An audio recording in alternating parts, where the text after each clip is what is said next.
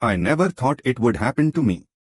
Not because I'm some prize of a husband, don't get me wrong. I snore. I leave my socks on the floor. I still can't figure out how to fold a fitted sheet. But I always believed I was a good man. A faithful one. The kind of guy who shows up, pays the bills, remembers anniversaries, holds the door, and means it when he says, I love you at the end of a long day. And Sarah. She was my rock. My high school sweetheart. The girl with the crooked smile and the laugh that sounded like wind chimes on a summer porch. We met during senior year at Lincoln High. She wore denim overalls and read Sylvia Plath behind the bleachers during lunch. I was the awkward history buff who quoted Civil War generals at parties no one invited him to. We didn't make sense on paper. But we did in real life. We got married at 23 in a little white chapel in Sedona, Arizona. No big crowd.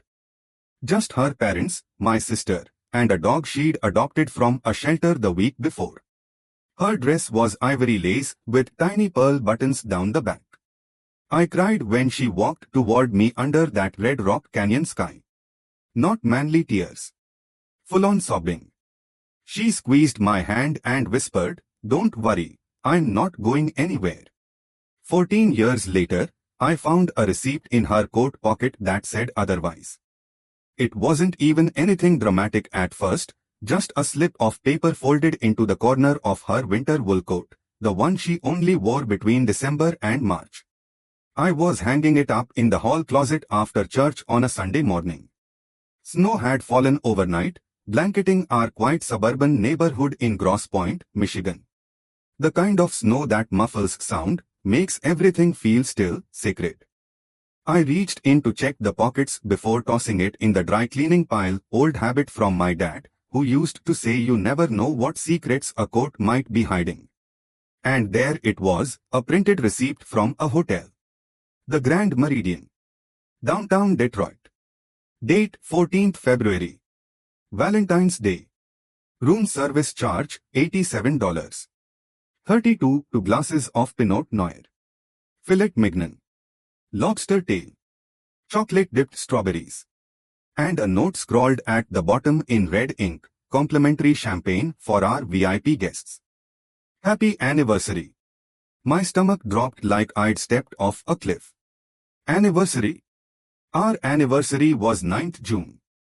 I stood there in the hallway, snow melting off my boots onto the hardwood, staring at that piece of paper like it was written in another language. My hands started to shake. I folded it back up slowly, like if I handled it too fast it might burst into flames or disappear like a nightmare upon waking. But it didn't go away. I slipped it into my own jacket pocket and went into the kitchen, where Sarah was humming to herself, flipping pancakes. The radio played some old Motown song. She turned, spatula in hand, flour on her cheek, and smiled. "Hey, sleepyhead. Thought you were gonna sleep through brunch." I forced a smile. "Just hanging up your coat." She nodded, flipping a golden brown pancake. "Thanks. It's freezing out there." "Yeah," I said. "Snow's piling up." I poured myself coffee, black, no sugar, same as every morning. My heart was pounding so hard I could feel it in my throat. I wanted to scream. To throw the mug across the room. To demand answers right then and there, standing in our sunlit kitchen with the smell of maple syrup in the air. But I didn't. Because part of me didn't want to believe it. Maybe it was a mistake. Maybe the receipt belonged to someone else. Maybe she'd gone downtown for work, she was a marketing director at a non-profit and stayed late, grabbed dinner alone. People do that. Professionals. Busy women. Nothing wrong with it. But why would a hotel give her a complimentary bottle of champagne and wish her a happy anniversary? And why was she wearing that same coat 2 days later when she told me she was going to a conference in Ann Arbor? I didn't ask. I just watched her pack an overnight bag. Black dress. Heels.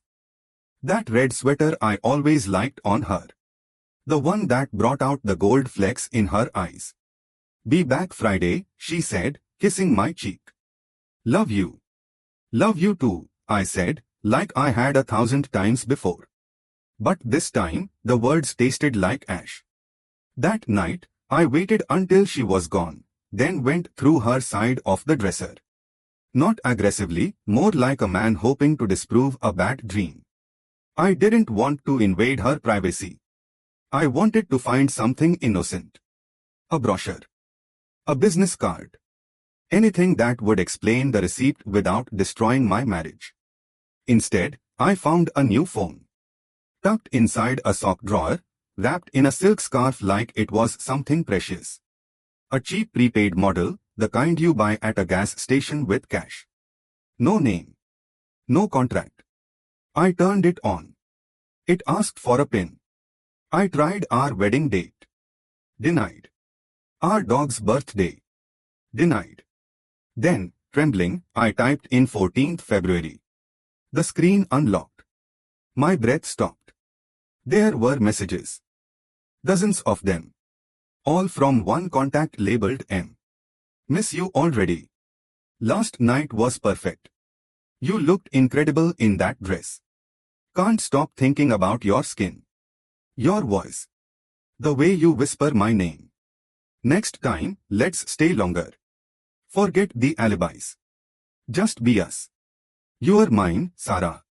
And I'm yours. Always. I scrolled further. Photos. Blurry, dimly lit, but unmistakable. Her bare shoulder. Her neck tilted back. Lips parted. And a man's hand resting low on her hip. I dropped the phone like it had burned me.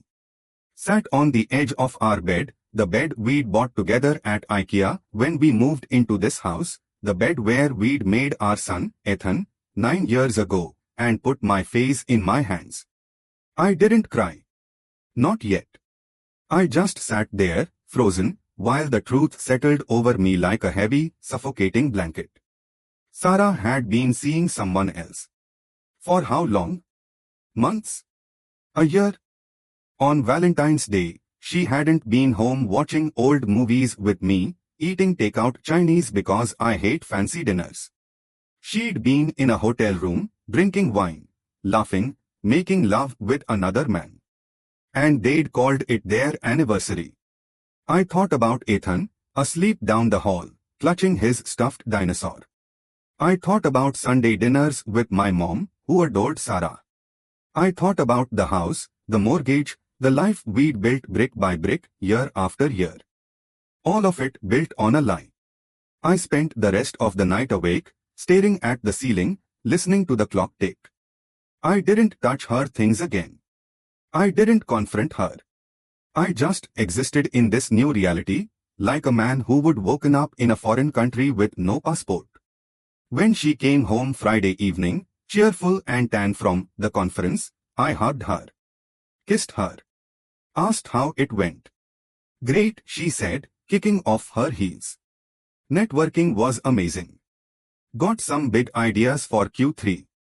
I nodded. Smiled. Made her tea. Inside, I was breaking apart. But I didn't show it. Because I needed to know more. Who was M? How long had this been going on? And most importantly, did she still love me? Or had she ever? I didn't have answers. Not yet. But I was going to find them. Even if it destroyed me. The days after I found the phone didn't feel real. They passed like scenes in a movie I was watching from far away, sound muffled, colors dull, my body moving on autopilot while my mind raced through tunnels of suspicion and grief. Sarah came home Friday night, humming, tossing her bag by the door like nothing was wrong. She smelled like hotel soap and something floral, different from her usual perfume. I noticed things now. Little things. The way she avoided eye contact when she lied. The slight hesitation before answering even simple questions. Did you miss me? She asked, stepping into the kitchen where I was pretending to read a parenting article about screen time. I looked up. Smiled. Of course. Ethan missed you too. He kept asking when mommy was coming back. She sighed, rubbing her temples. I hate being away from him. But this job, it's demanding. I know, I said. But you are good at it. She smiled, that warm, crinkled eye smile that used to make my chest tighten with love. Now it just made me wonder how many times she'd given it to someone else. That night, after she fell asleep beside me, her breathing soft, one arm draped over her stomach, I crept out of bed and went downstairs. The second phone was still hidden in the sock drawer. I hadn't touched it since Sunday, afraid that if I did, I'd leave some digital fingerprint, some trace that would tip her off. But I needed more. I couldn't live like this, knowing but not knowing. Suspicion is its own kind of torture. I carried the phone into the basement, where our old desktop sat covered in dust. We'd stopped using it when Sarah got her new MacBook, but I powered it on anyway. The fan whirred like an old lawnmower. I plugged in a burner USB drive I bought under the guise of backing up tax files and downloaded everything, texts, photos, call logs, from the secret phone. It took nearly an hour. My hands were cold. My neck stiff. Every creak from upstairs sent a jolt through me. When it finished, I erased the computer's history, unplugged the drive, and wiped the phone clean with a cloth just in case. Then I went back to bed and stared at the ceiling until dawn. Saturday morning, I told Sarah I was going fishing. I need to clear my head, I said, spooning scrambled eggs onto a plate. Work's been rough. Just a few hours by the lake. Maybe catch something for dinner. She raised an eyebrow. You haven't gone fishing in years. I know. Feels like time to start again. She studied me for a second, long enough that I thought she might see right through me, but then nodded. Okay. Just be back by 4. Ethan wants to build that Lego set with you. I'll be here. I kissed her cheek. She tasted like vanilla lip balm. Once in the car, I drove past the lake and turned into the parking lot of a Denny's on Gratiot Avenue. I ordered coffee, sat in a booth near the back, and pulled out the USB drive. I opened the folder labeled backup_March 10 and started scrolling. The messages between Sarah and M stretched back 8 months. Their first exchange was innocent enough, almost. A text from 3rd February. M, saw your presentation at the non-profit summit. You killed it. Drinks sometime. Sarah, haha, thanks. I'm flattered, but I'm married, happy smiley. M, doesn't mean we can't talk. Coffee isn't cheating. Sarah, fine. 1 coffee. But only because you work with Habitat. Don't get ideas. They met at a cafe downtown. 3 days later, M sent a photo of his hand brushing hers across the table. M, your skin is softer than I imagined. Sarah, stop. Someone could see. M, then let's go somewhere they won't. And just like that, the boundary cracked. By March, they were texting daily. Flirty. Intimate. By May, they were meeting twice a month, always during work trips, always at the Grand Meridian. Always on weekdays, when I was at the office and Ethan was at school. M, I can't wait to taste you again. Sarah, me too. It's been too long. M, you're worth every risk. Sarah, don't say that. It makes it harder to leave you. Harder to leave him. Not harder to stay with me. I felt sick. My stomach twisted like I'd swallowed glass. I leaned back in the booth, closed my eyes, tried to breathe. This wasn't just a fling. This was emotional. Deep. Real. And I was the ghost in my own marriage. I kept scrolling. There were voice notes, short ones, barely a minute long. I played one quietly, headphones in, heart hammering. Sarah's voice, breathy, intimate, I dream about your hands on me. I wake up touching myself and pretending it's you. I shut it off. slid the laptop closed, stared out the window at a couple laughing over pancakes. Normal people. Happy people. People who didn't have to sit in a diner wondering how their wife could look them in the eye every day and lie so completely. Who was M? I combed through the messages for clues. He worked in construction, something with Habitat for Humanity, same as Sarah's non-profit partner. Mentioned site visits, permits, blueprints. Once, he complained about his boss, a guy named Rick, who still thinks it's 1995. Then, buried in a string of texts from July. M can't make Tuesday. Crew lunch at Louis. You know the place. Sarah, I was counting on seeing you. M next week. Promise. I'll make it up to you. Bring that red dress again. You looked like sin in it. Louis Diner. On Van Dyke. I knew it. Had breakfast there once with my dad years ago. I left cash on the table and drove straight there. Louis was exactly how I remembered: chrome stools, checkered floors, the smell of fried onions and coffee thick as tar. I sat in a corner booth, ordered pie and black coffee, and watched the door. At noon, a group of men in work boots and company jackets walked in, orange vests with Midwest Builders Group stitched over the pocket. Hard hats under their arms. Laughing, slapping each other's backs. And then I saw him. Tall. Late 30s. Dark hair, bust short. Forearms tattooed, one sleeve of geometric patterns, the other with what looked like coordinates. He wore a silver ring on his right hand. Smoked a cigarette outside before going in. He sat near the front, across from a bald guy I assumed was Rick. I didn't need an introduction. I knew him. His name was Mark Delaney. I'd seen him before, at Sarah's office holiday party last December. He'd shaken my hand, talked about sustainable housing, complimented Sarah's speech. I'd thought he was nice. Professional. Now, watching him laugh over a burger, napkin tucked into his collar like an old man, I wanted to walk over and slam his face into the formica. But I didn't. I just sat there, taking mental pictures, memorizing the way he scratched his jaw when he listened, the dimple in his left cheek when he smiled. Mark. M, the man who called my wife his anniversary. The man she whispered about in the dark. The man who had replaced me in her heart. I stayed until they left. Followed their truck for 2 blocks before turning off, heart pounding, fists clenched on the wheel. When I got home, Ethan ran to me. Daddy. Did you catch anything? I knelt, hugged him tight. No, buddy. No fish today.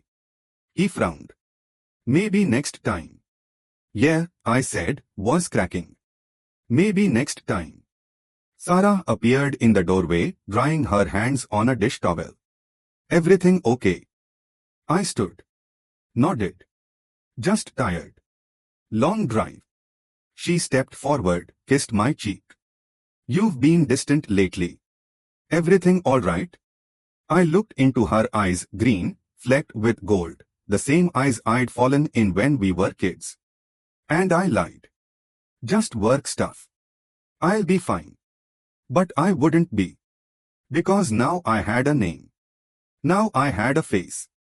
And now, whether I liked it or not, this wasn't just about pain. It was about truth. And maybe, just maybe, revenge. That night, after tucking Ethan in, I sat in the den with a glass of bourbon and opened the files again. I scrolled past the texts, past the photos, until I found something I'd missed earlier, a calendar invite on the secret phone. Event site walkthrough, Riverbend Project. Date 28th March, 10 a.m. Location 4720 Jefferson Avenue.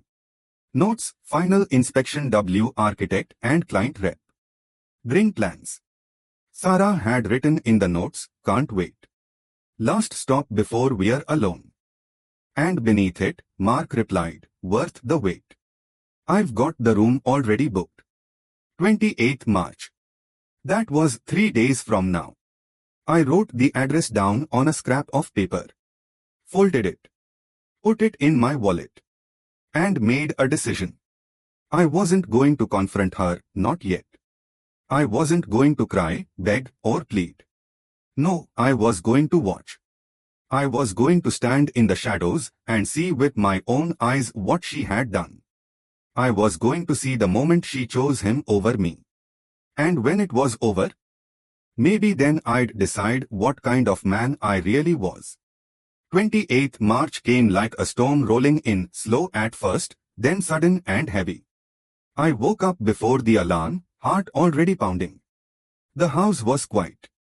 Morning light seeped through the blinds, painting stripes across the bedroom floor.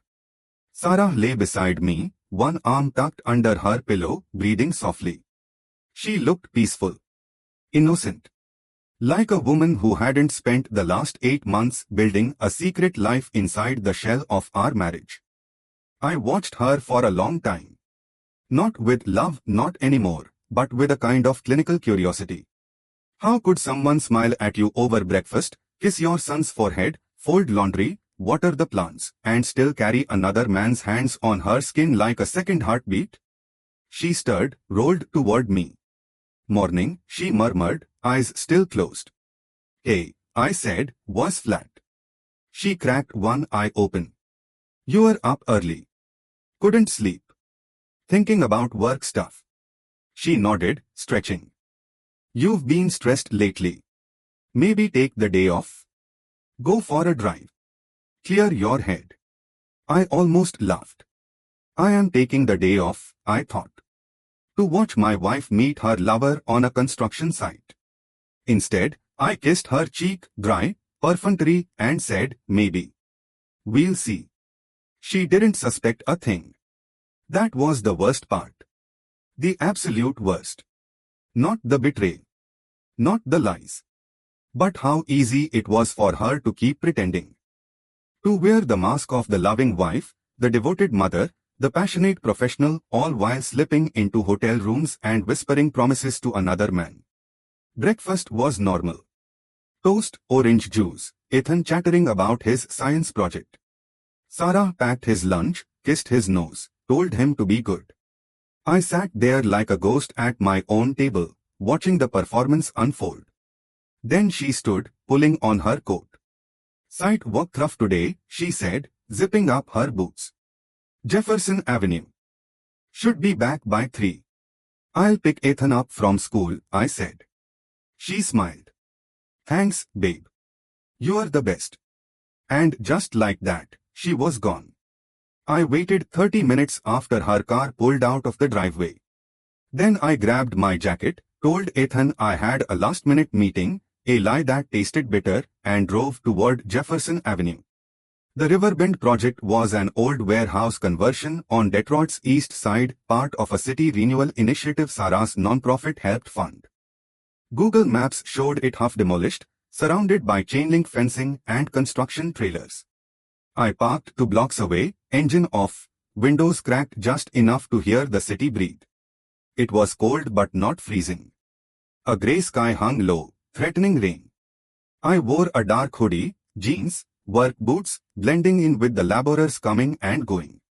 I kept my head down, hands in pockets, walking like I belonged. At 9:47 a.m., Sarah's car turned onto Jefferson. She stepped out in black slacks, a fitted trench coat, and heels that clicked against the pavement. Her hair was down, blowing slightly in the wind. She looked sharp. Professional. Beautiful. My chest tightened. This was my wife. The woman I'd loved since we were kids. The mother of my child. And yet, seeing her now, I felt like a stranger.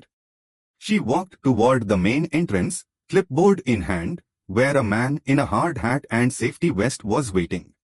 Mark. He wasn't smiling. Not at first. But when he saw her, his whole face changed. His shoulders relaxed. His eyes lit up. He stepped forward, not with a handshake, but with a slight tilt of his head, intimate, familiar. They spoke for a moment, heads close. Then he opened the door for her, and they disappeared inside.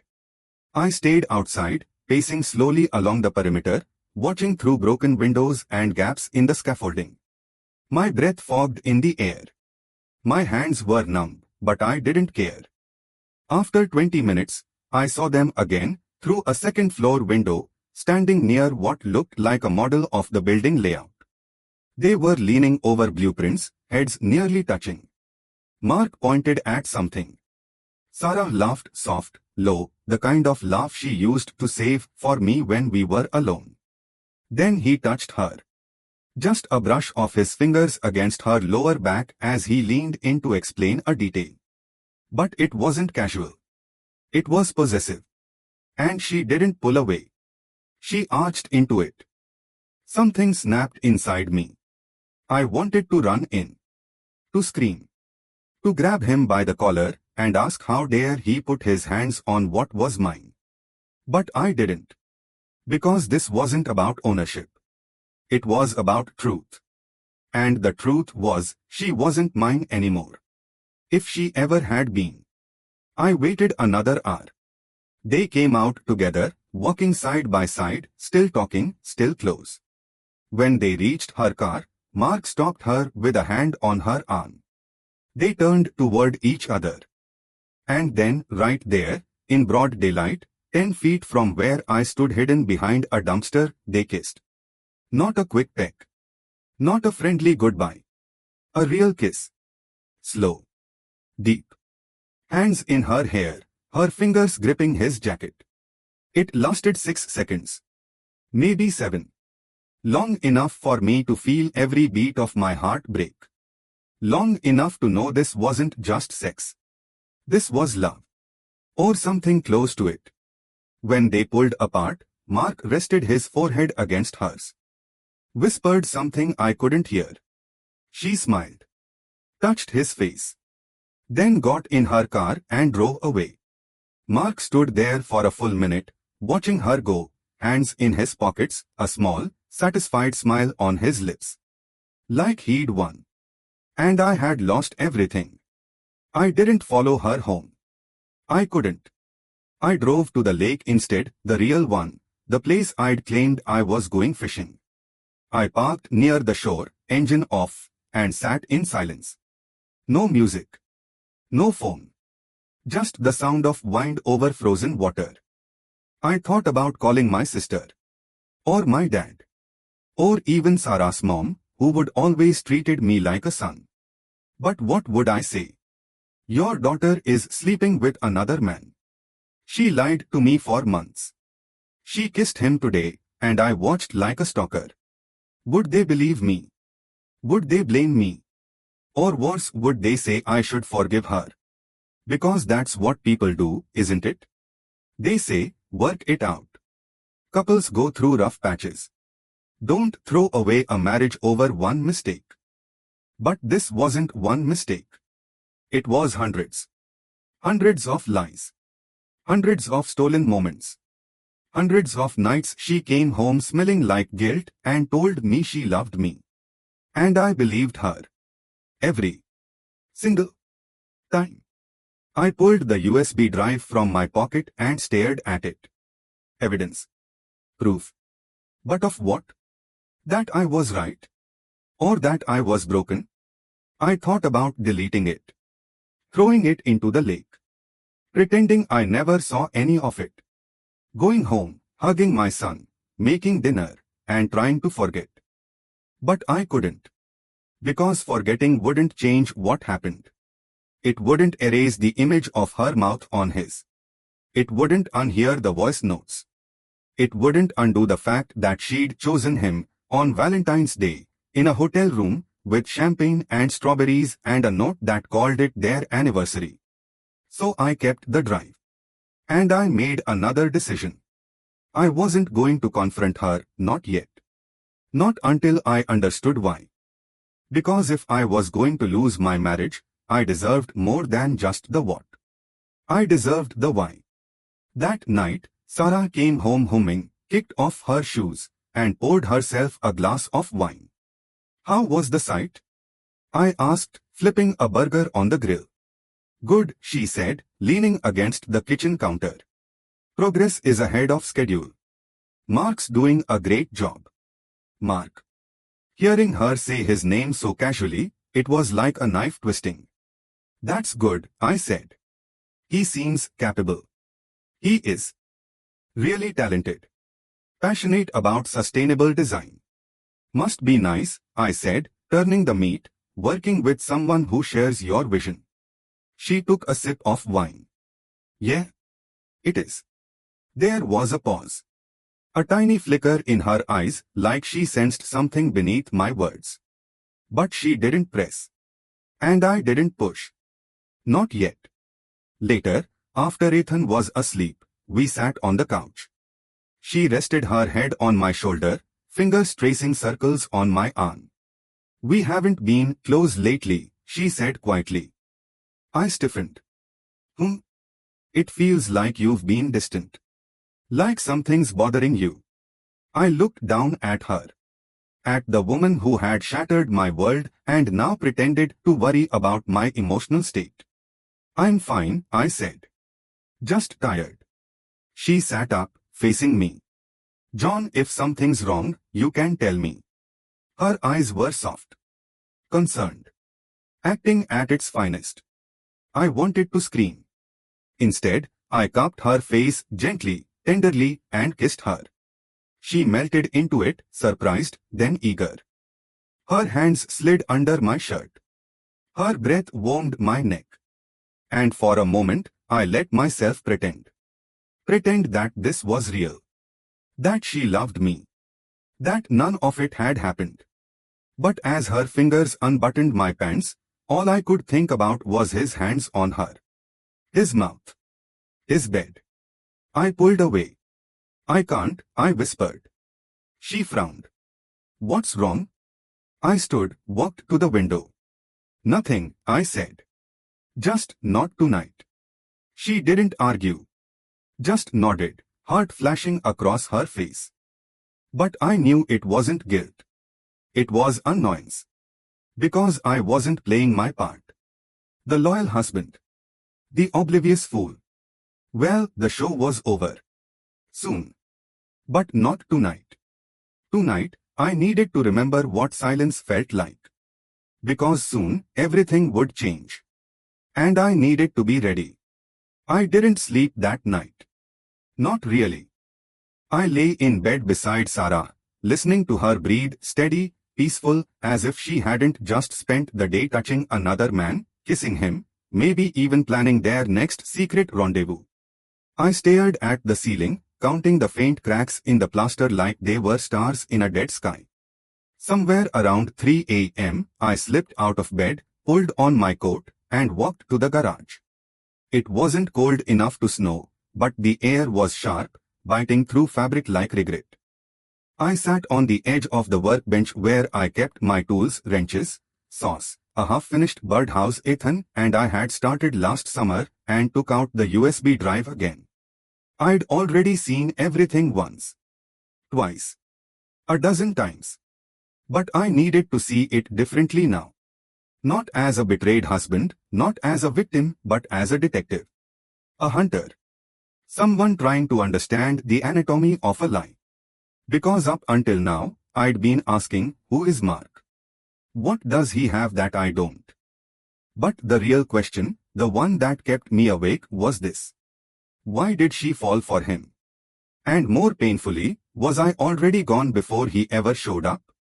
I opened the files again. This time, I didn't skip to the voice notes or the photos. I went back to the beginning, the first messages between Sarah and Mark. Saw your presentation at the non-profit summit. You killed it. Sarah, haha, thanks. I'm flattered, but I'm married, happy smiley. Doesn't mean we can't talk. Coffee isn't cheating. Sarah, fine. One coffee. But only because you work with Habitat. Don't get ideas. That was 3rd February, 8 months ago. At the time, I remembered that week. She came home late 3 nights in a row, saying she was wrapping up grant proposals. I believed her.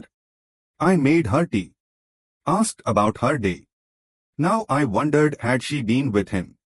Had she come home smelling like hotel soap while I kissed her forehead and told her she worked too hard? I scrolled forward. Their early texts were cautious. Professional. He complimented her vision for affordable housing. She thanked him for his passion. They debated zoning laws and solar panel efficiency. Nothing romantic. Nothing inappropriate. And then, slowly, it shifted. You are different than most people in this field. You actually care. Sarah, that's not saying much. It is. Most people wear compassion like a costume. You live it. Sarah, you don't know me. I want to. That was 12th March. 2 weeks later, she sent him a photo. Not of her body. Not even close. It was a picture of her hands, painted red, nails chipped, gripping a trowel at a community garden build. Caption, dirty but happy. He replied, you are beautiful when you are building something real. And just like that, the tone changed. They weren't colleagues anymore. They were confidants. Soulmates in the making. I felt sick not just because of the betrayal, but because I recognized the language. It was the kind of thing I used to say to her. Back when we were young. Back when we stayed up all night talking about justice, art, politics, dreams. When we believed we could change the world together. When did that stop? I couldn't pinpoint it. Maybe when Ethan was born.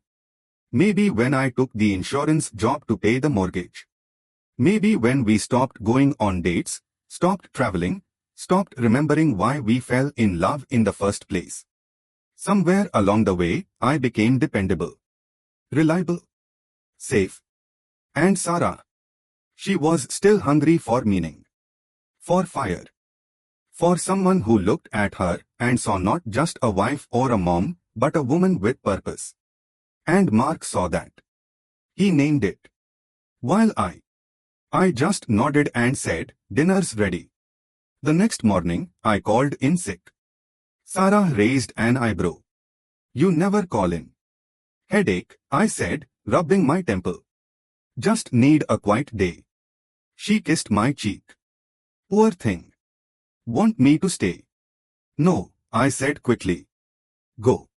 I'll be fine. She left. As soon as her car turned the corner, I grabbed my keys and drove to Mark's construction site. Not to watch. Not to confront. To learn. I parked a block away and walked toward the Riverbend project, this time approaching from the back, where a crew was unloading materials. I wore old jeans, a faded Michigan State hoodie, steel-toed boots I still had from my college landscaping job. Blended in easy. A foreman shouted orders. Men hauled drywall, shouted over drills. I found a stack of public notices near the trailer, permits, project details, contact info. Mark Delaney, lead site supervisor. Affiliation, Midwest Builders Group. Phone, 31355500982. Home address listed. No. But there was a link to the company website. Later, at a diner with free Wi-Fi, I pulled it up. Midwest Builders Group wasn't big, 12 employees, mostly local. Their mission statement, rebuilding Detroit, one neighborhood at a time. Photos showed crews restoring old homes, building community centers, installing solar panels. And there, front and center in a press release from 6 months ago, was Mark. Standing beside the mayor, shaking hands, smiling. Caption, Lead Supervisor Mark Delaney receives award for excellence in sustainable urban development. I zoomed in. He looked proud. Earnest. Like a man who believed in what he was doing. Not a monster. Not a predator. Just a guy. A guy who built things. A guy who told Sarah she was beautiful when she was covered in dirt. A guy who listened when she talked about changing the world. And suddenly, I hated him more than ever. Because he wasn't some slick corporate player or midlife crisis cliché. He was worthy. He deserved her attention, her admiration, maybe even her love. And that made it worse. Because if she'd fallen for a loser, a drunk, a gambler, a lazy mooch, I could have dismissed it. Told myself she'd lost her mind. That it meant nothing. But Mark. He was everything I wasn't anymore. Passionate. Present. Unafraid to speak his truth. And I was the guy who balanced the checkbook, fixed the leaky faucet, and said sure when she asked if dinner was okay. I wasn't boring. I was invisible. That afternoon, I followed Mark after work. He didn't go home. Instead, he drove to a small gym in Midtown, Iron Roots Fitness, a no-frills place above a laundromat. I waited outside in the cold, watching through fogged windows. An hour later, he emerged, drenched in sweat, face flushed, muscles defined under his soaked t-shirt.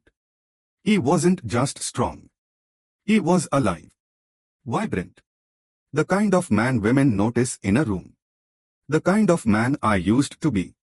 Back in college, I played rugby. Ran half marathons. Took Sarah backpacking in the Rockies. We'd make love under the stars, freeze our asses off, laugh like lunatics. When did I stop? When did I trade adventure for stability? Passion for peace? I didn't know. But standing there, watching Mark pull into a parking spot at Whole Foods, bag of organic groceries in hand, I realized something terrifying. Maybe I didn't lose Sarah to another man. Maybe I lost her to myself. To the version of me that chose safety over risk. Comfort over courage. Routine over romance. And while I was busy being the good husband, she fell in love with someone who reminded her of who she used to be. That night, I did something I hadn't done in years. I went running. Not a walk. Not a light jog. A full-out, lungs burning, legs shaking sprint through the neighborhood, past the park, down to the riverwalk. I ran until my chest heaved and my vision blurred. Until I collapsed on a bench, gasping, tears mixing with sweat. And for the first time since I found that receipt, I didn't cry because she cheated. I cried because I understood. I hadn't been replaced by accident. I'd allowed it. By checking out. By assuming love was maintenance instead of magic. By thinking showing up was enough, when what she needed was for me to show up alive. I thought about the last time I surprised her. Really surprised her. Not flowers on Valentine's Day. Not a gift card. Something reckless. Spontaneous. Wild. I couldn't remember. And that broke me more than the kiss. More than the hotel. More than the word anniversary. Because love isn't just loyalty. It's attention. It's seeing someone and making sure they feel seen. And I hadn't done that in a long time. The next day, I didn't follow Mark. I didn't check the secret phone. I didn't dig for more evidence. Instead, I picked Ethan up from school early. "Daddy," he yelled, running toward me, backpack bouncing. "You're early." "I am," I said, lifting him up. "Wanna go to the zoo?" His eyes lit up. "For real?" "For real." We spent the afternoon at the Detroit Zoo, watching penguins dive, feeding goats, laughing at the monkeys who stole a woman's hat. I bought him a hot chocolate. He spilled it on my coat. I didn't care. For a few hours, I wasn't the betrayed husband. I wasn't the broken man. I was just dad. And it felt good. On the drive home, he fell asleep in the backseat, head against the window. I glanced at him in the rearview mirror. Then at Sarah's side of the car. Empty. I thought about confronting her. Telling her I knew. Asking her to choose. But I couldn't do it yet. Because I needed to know, was there anything left worth saving? Or had I already let it die? That night, after putting Ethan to bed, I stood in front of the bathroom mirror and looked at myself. Really looked. My hair was thinning. My jawline softer than it used to be. Dark circles under my eyes. But my eyes. They were still mine. And they weren't dead. Not yet. I turned on the shower, stripped, and stepped in. Hot water pounded my shoulders. I closed my eyes. And for the first time in months, I didn't think about revenge. I thought about redemption. About second chances. About whether a man can come back from the edge of collapse and fight for what matters. Not with anger. Not with proof. But with presence. With courage. With love that doesn't just endure, but ignites. I waited until the night of our anniversary. Not the fake one they celebrated at the Grand Meridian with champagne and strawberries. Ours. 9th June. 14 years since we stood under a red rock sky in Sedona, promising to love each other in sickness and in health, for better or worse. We didn't used to make a big deal out of it. No fancy dinners. No orchestrated surprises. Just us, takeout on the couch, old movies, her head in my lap, my fingers running through her hair like I was memorizing her. But this year, I made reservations. At Bistro 82, the place where we had our first real date after high school graduation. Dim lighting. Red wine. Pianist in the corner playing Norah Jones softly. When Sarah saw the confirmation email on her phone, she looked up at me, surprised. You remembered, she said. I never forgot, I told her. And I hadn't. Even when I wanted to. Even when I hated her. Even when I lay awake imagining what their bodies looked like tangled together, I still remembered the girl who read Plath behind the bleachers and kissed me for the first time behind the gym. So yes. I remembered. She wore the blue dress. The one I bought her 5 years ago for our 10-year mark. Silk. Sleeveless. Hugged her waist just right. She'd lost weight since the affair started, stress, maybe, or guilt, or excitement, but tonight, she looked radiant. You look beautiful, I said as she stepped out of the bedroom. She smiled, hesitant. You clean up pretty well yourself. I'd shaved. Cut my hair. Wore the charcoal suit I hadn't touched in years. I even put on cologne Creed Aventus, the bottle she gave me that now sat untouched on her bathroom counter, like everything else between us, abandoned. We drove in silence. Not awkward. Not tense. Just heavy. Like the air before a storm. She reached across the console and took my hand. I let her. Her skin was warm. Familiar. And for a second, I forgot everything. Then I remembered the receipt. The voice note. The kiss by the dumpster. And I pulled my hand back gently. I need to say something, I said. She stiffened. Okay. Not here. After dinner. She nodded, eyes wide. But she knew. She knew. Dinner was surreal. We laughed. We reminisced. She told the story of how I spilled an entire glass of wine on her white skirt during that very same first date. You were so nervous, she said, smiling. Kept calling the waiter sir like he was your boss. I was terrified you'd realize I wasn't cool enough for you, I admitted. She looked down. Stirred her soup. You were always enough, John. My chest tightened. Because I didn't know if she meant it. Or if it was just another lie wrapped in nostalgia. When dessert came, chocolate torte, our favorite, we sat quietly for a long moment. Then I opened my jacket, pulled out the USB drive, and placed it on the table between us. Sarah went pale. What is that? She whispered. It's everything, I said. The messages. The photos. The voice notes. The hotel receipts. The calendar invites. I've known since February. Her hands trembled. She didn't deny it. She just stared at the little black stick like it was a detonator. How? She finally asked. I found a receipt in your coat. Then the phone. Then I followed you. Tears welled in her eyes. John. I'm so sorry. Don't, I said quietly. Don't say it unless you mean it. And don't say it if you are just scared of getting caught. She swallowed hard. Looked away. Then back at me. I am sorry, she said. Not because you found out.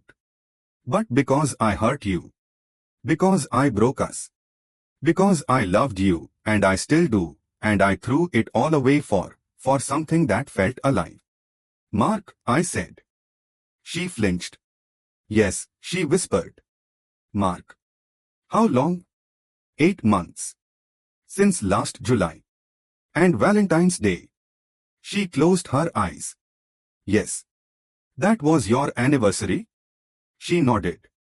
Our first time was 9th June. Last year. Our anniversary. On our day. I felt the floor drop out from under me. You picked that day, I said, was hollow. To start cheating on me. It wasn't like that, she said quickly. We hadn't been close in months. You were distant. I felt invisible. And he saw me. Really saw me. And on that night, when he said, Happy anniversary, it was ironic. Bitter. Because I realized I hadn't felt that seen by you in a long time. I stared at her. And for the first time, I didn't feel rage. I felt grief. Because she wasn't wrong. I had stopped seeing her. I'd stopped trying. I became a provider, a father, a function, but not a lover. Not a partner. And while I was busy surviving life, she went looking for someone who could help her live it. I didn't plan it, she said, tears falling now. It just happened. And then it kept happening. And I told myself I'd stop. But every time I tried, I felt emptier. Like I was losing myself. So you chose him? I asked. No, she said. I chose me. And I thought maybe I couldn't have both. And now? Now she looked at me like she was seeing me for the first time in years. I don't know, she said. I still care about him. He made me feel things I thought I'd forgotten. But when I think about losing Ethan, losing you, it feels like dying. Silence. The pianist switched to At Last. Old couples swayed near the dance floor. I thought about the boy who wrote her a 17-page letter in senior year because he was too shy to speak. I thought about the woman who held my hand in the delivery room, screaming, "Don't you dare leave me." I thought about the life we built. The fights. The laughter. The quiet mornings. The storms we weathered. And I thought about the man I'd become, the one who ran, who fought to come back, who realized too late that love isn't passive. It's daily. It's chosen. It's fought for. I want to hate you, I said. I really do. I want to walk out of here and never look back. I want to take Ethan and disappear. She nodded, crying silently. But I can't, I said. Because I still love you. Not the idea of you. Not the memory. But you. Even broken. Even flawed. Even after everything. She covered her mouth, shoulders shaking. But I can't do it alone, I continued. If we stay, it has to be real. No more lies. No more secrets. No more half-hearted attempts. We go to counseling. We talk. We fight. We try. Every single day. She looked up. And Mark. I took a breath. You end it. Completely. No contact. No excuses. And if you ever go back to him, you don't come back to me. She didn't hesitate. I'll call him tomorrow, she said. It's over. I studied her face. Was she telling the truth? Would she keep her word? I didn't know. Maybe trust could never be fully rebuilt. But maybe it could be relearned. Like walking again after an injury. Slow. Painful. Uncertain. but possible. I reached across the table and took her hand. We start over, I said. Not from the beginning. From the wreckage. She squeezed my fingers. I don't deserve you. No, I said. But you've got me anyway. We didn't go home that night. We walked along the Detroit riverfront, hand in hand, watching the skyline glitter against the dark water. No promises. No guarantees. Just two people standing in the ruins of what they once had, wondering if it was worth rebuilding. And for the first time in a long time, I hoped it was. Ethan turned 10 last week. We threw him a backyard party, streamers, cake, his friends running through the sprinklers. Sarah wore a yellow sundress. Laughed loudly. Took pictures. I grilled burgers.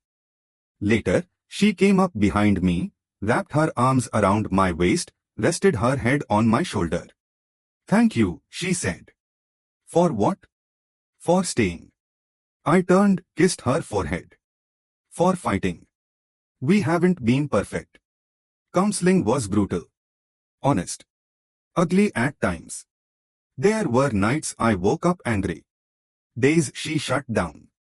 Moments when the ghost of Mark lingered between us like smoke. But we kept showing up. We learned to talk instead of hide. To listen instead of assume. To love not as a feeling but as a decision. I still carry the USB drive. Not as a weapon. Not as proof. But as a reminder of how close we came to losing everything. And how, sometimes, the thing that destroys you is also the thing that wakes you up. They say affairs destroy marriages. And sometimes they do. But sometimes, they reveal what was already broken. And give you one last chance to fix it. We are not fixed. But we are trying. And for now, that's enough.